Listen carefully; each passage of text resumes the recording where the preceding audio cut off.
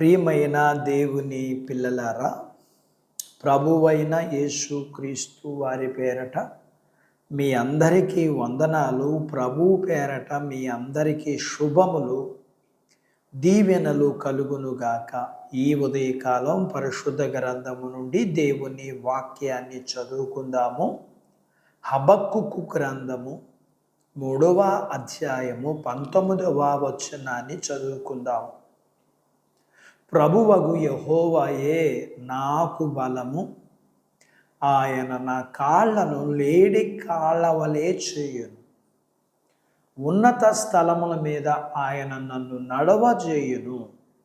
దేవుడు తన మాటలు మనందరి కొరకు దీవించునుగాక. ఆమేన్. ప్రియమైన దేవుని పిల్లలారా, దైవజనునిలో ఉన్న ఈ గొప్ప నమ్మకం దేవుని వాగ్దానముతో సమానం.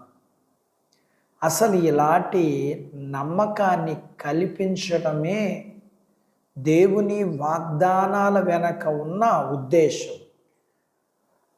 ఇక్కడ ప్రవక్త అయిన హబక్కుకు ఉన్నతమైన ఆశీర్వాదాల శిఖరపు పై నుండి దారుణమైన నష్టాల లోయలోనికి, పేదరికములోనికి దిగిపోవలసి వచ్చింది.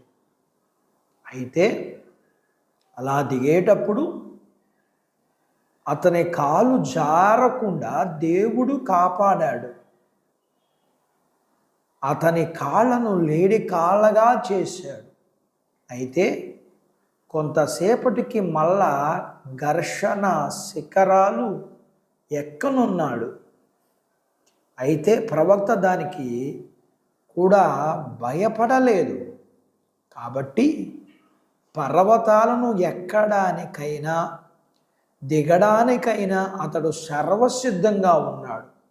కారణం, దేవుడు అతని కాళ్ళను లేడి కాళ్ళవలే చేశాడు. దేవుడు మనకి బలాన్ని ఇస్తాడు. కాదు, దేవుడే మనకు బలంగా ఉంటాడు. ఇది ఆలోచించారా? సర్వశక్తుడైన దేవుడే మనకు బలముగా ఉంటే అది గొప్ప సంగతి. దీన్ని గమనించండి. దేవుడు మన పాదాలను బండ మీద స్థిరపరుస్తాడు. లేళ్ళు పర్వతాల మీద ఇంకా కరుకు బండల మీద గంతులు వేసినప్పుడు ఎప్పుడు వాటి కాళ్ళు జారవు. అలాగే దేవుడు మనలను అతి క్లిష్టమైన బాధ్యతల మార్గములో నడిపించేటప్పుడు మన పాదాలు జారకుండా ఉండేటట్లు, మన పాదాలు వెనకకుండా ఉండేటట్లు దేవుడు తన కృపను అనుగ్రహిస్తాడు.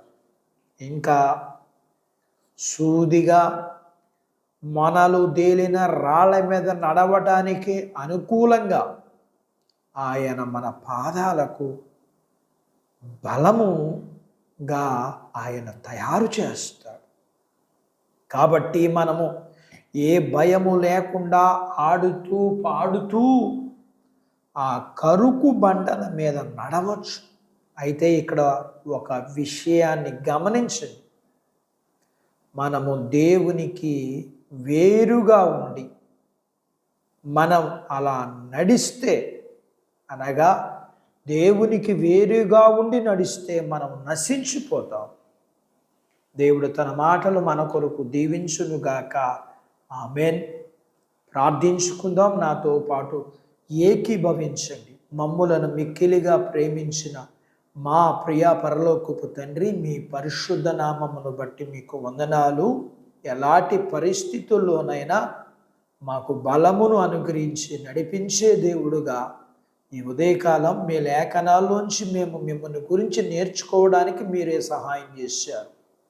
అందును బట్టి మీకు వందనాలు చెల్లిస్తూ మీ పిల్లలను కలిగినంతటిని దీవించమని, చిన్న బిడ్డలను, యవనస్తులను, వృద్ధులను, స్త్రీలను, పురుషులను మీరు దీవించమని, చదువుల్లో సహాయం చేయమని, ఉద్యోగ ప్రయత్నాలలో విజయాలిమ్మని, ఉద్యోగాలలో ఆశీర్వాదాలు ఇమ్మని, అలాగనే వివాహాలు కాని వారికి అవుటకు, గర్భము లేని వారికి గర్భఫలములను ఇవ్వమని, ఇచ్చిన గర్భఫలములు కలిగిన వారికి సుఖమైన ప్రసూతి ఇమ్మని, ప్రసూతైన తల్లి పిల్లలకు ఆరోగ్యాలు ఇమ్మని, మీ పిల్లల అవసరతలు, సమస్యలు, బలహీనతలు, రుణాలు, శత్రువుల నుంచి విడిపించి మీ పిల్లలను అన్ని విషయాల్లో మీరు ఆశీర్వదించమని యేసు ప్రభు వారి పేరట స్తుతించి ప్రార్థించి అడిగినవన్నీ పొందుకొని ఉన్నాము తండ్రి. ఆమెన్. దేవుడు మిమ్మల్ని దీవించునుగాక.